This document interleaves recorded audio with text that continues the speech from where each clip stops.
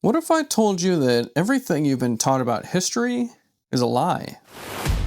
That hidden beneath our cities, under layers of mud and brick, lie the ruins of a forgotten empire. A global civilization so advanced, so powerful, that the elites of today had to bury it, literally, in order to keep control. This is the story of Tartaria, the lost empire erased from history. In the beginning, God created the heaven and the earth.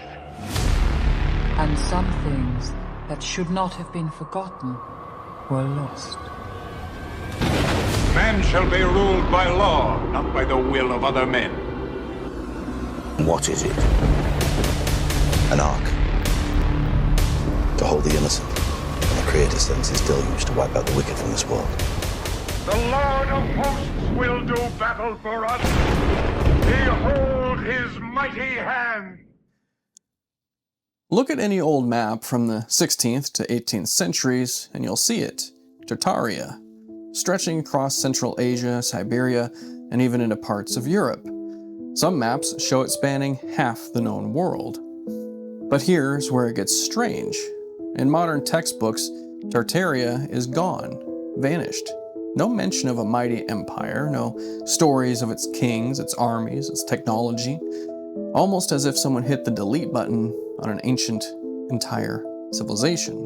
And yet, believers say the evidence is right in front of us. Take a walk through almost any old city, Paris, Chicago, St. Petersburg, even New York City. Look closely at the architecture. Impossibly ornate stonework, massive domes, towering spires. Buildings so advanced and beautiful, it's hard to imagine 19th century pioneers working with horse-drawn carriages managed to build them. And then there are the clues beneath our feet. Windows half buried beneath street level, doors that open into walls of dirt, whole basements bricked in with no explanation. To Tartaria theorists, these aren't quirks of design, they're signs of the Great Mud Flood. According to legend, sometime in the 18th or 19th century, a cataclysmic mud flood swept across the world. Entire cities were buried. Tartaria's people vanished. Its technology, wireless free energy and healing devices, architecture that defied modern engineering, was entombed under sludge. It all sounds crazy until you hear what happens next. The story goes that a cabal of elites, bankers, royals, secret societies took control. They rewrote history, reassigned Tartarian buildings to other cultures, and covered their tracks with narratives. Need proof? Well, then look at the World's Fair of the late 1800s. Cities like Chicago and San Francisco suddenly unveiled massive classical palaces, supposedly built in just a year or two for temporary exhibitions. Too ornate, too massive, and too perfect, then just as quickly demolished. Why? Some say those were Tartarian buildings, revealed for a moment before being torn down to erase the evidence. And what about the wars of the 20th century? World War I and II weren't about politics, they were to cover operations to bomb and destroy Tartarian architecture that still remained. Everywhere you look, the pieces seem to fit. A hidden civilization, a global flood, a cover-up. The deeper you dig, the stranger it gets. And here is where it gets really wild. Those spires and domes on Tartarian buildings, they weren't just decorative. They were antennas designed to harvest free wireless energy from the atmosphere. Some point to Nikola Tesla's experiments as proof. He dreamed of transmitting electricity through the air. What if Tesla wasn't inventing something new, but rediscovering Tartaria's lost technology? Think about it. Why do we pay for electricity today when a global system of free power might have already existed? And if Tartaria had that kind of technology, what else did it have?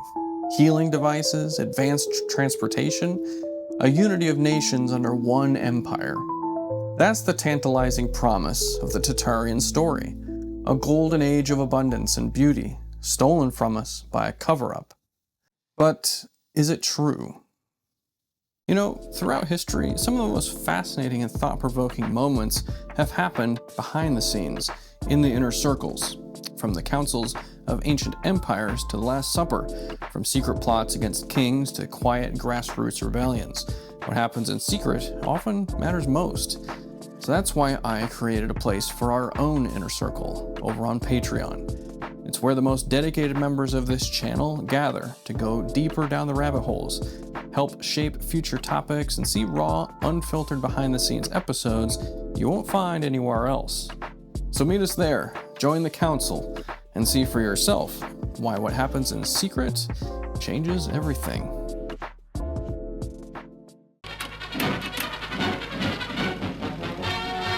America's World of Tomorrow is ready for its formal debut, the mighty exhibition which is a monument to imagination, showmanship, and industry. To see the exhibits of 58 nations, crowds pour in from subways, trains, buses, and cars, 500,000 strong. And for 40,000 invited guests, the moment has come.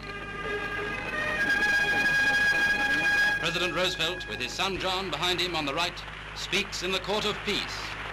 I hereby dedicate the World's Fair, the New York World's Fair of 1939, and I declare it open to all mankind. The fair opens on the 150th anniversary of the inauguration of George Washington, and the father of his country looks out towards the British Pavilion, one of the outstanding exhibits in the world of tomorrow. And against the background of darkness, the New York World's Fair becomes a painting in light. First, Tartaria was never an empire.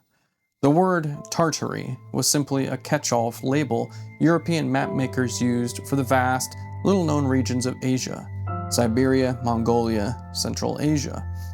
It was a placeholder meaning land of the Tartars. As maps became more accurate, the term faded away. No empire was erased, it just never existed. Second, those half-buried windows and doors, well, less massive mud flood and more urban expansion. Cities often raised street levels in the 19th century to improve drainage and build sewer systems. Chicago famously lifted entire blocks by several feet in the 1850s. Other cities leveled hills or filled in muddy roads. That's why some old basements look like buried first floors. Third, the architecture. Yes, 19th century buildings are stunning, but they weren't beyond the skill of their builders. With the Industrial Revolution, railroads, steel production, and millions of immigrant laborers, cities were capable of enormous projects. The World's Fair palaces, built quickly, yes, but out of plaster and wood. They're always meant to be temporary. Their demolition wasn't a cover-up, it was just part of the plan. And fourth, the technology. Those domes and spires, they're not power generators, they're lightning rods and just design choices. Free energy has never been demonstrated, and Tesla's experiments never quite reached that stage. So, in short, there's no credible evidence of a hidden Tartarian empire, no global mud flood, no erased golden age. What we're left with is a fascinating but entirely fictional conspiracy theory. So, why do stories like this keep spreading? Well, because it's compelling. It gives people a sense of secret knowledge, of being in the know while the rest of the world sleeps. It fills gaps in understanding with mystery, and in a world that feels broken, the idea of a stolen golden age is deeply attractive. But here's where we need to pause. The Bible warns us that deception isn't just a trick of history, it's a weapon of the enemy. Jesus told his disciples in Matthew 24 that many false teachers would arise, deceiving even the elect if possible. Paul wrote in 2 Timothy about people who are always learning but never able to come to a knowledge of the truth. Knowledge without context, without wisdom, can lead us astray. And that's the real danger of Tartaria. It's not just a harmless fantasy. It's a reminder of how easily we can be captivated by stories that promise secret knowledge, but have no foundation in truth. Yes, history is full of mysteries, Yes, human pride and power have twisted the record before, but the solution isn't chasing endless rabbit holes. It's grounding ourselves in truth that begins with God's Word. Proverbs 9:10 says, "The fear of the Lord is the beginning of wisdom, and the knowledge of the Holy One is insight." Without wisdom, knowledge is dangerous, and without truth, curiosity becomes deception. So, was there a Tartarian empire wiped from the earth by a mud flood? No. But the fascination tells us something important. People are hungry for wonder, for beauty, and for a story bigger than themselves. And that's why we have to be careful, because not every story that captures our imagination is true. The real history of humanity, the history God has given us in His Word in the Bible, is already incredible enough. And the greatest story of all isn't a hidden empire, but a kingdom that will never be erased, the kingdom of Christ. Stay curious, but stay discerning, because in a world full of deception, wisdom is the only foundation that will stand.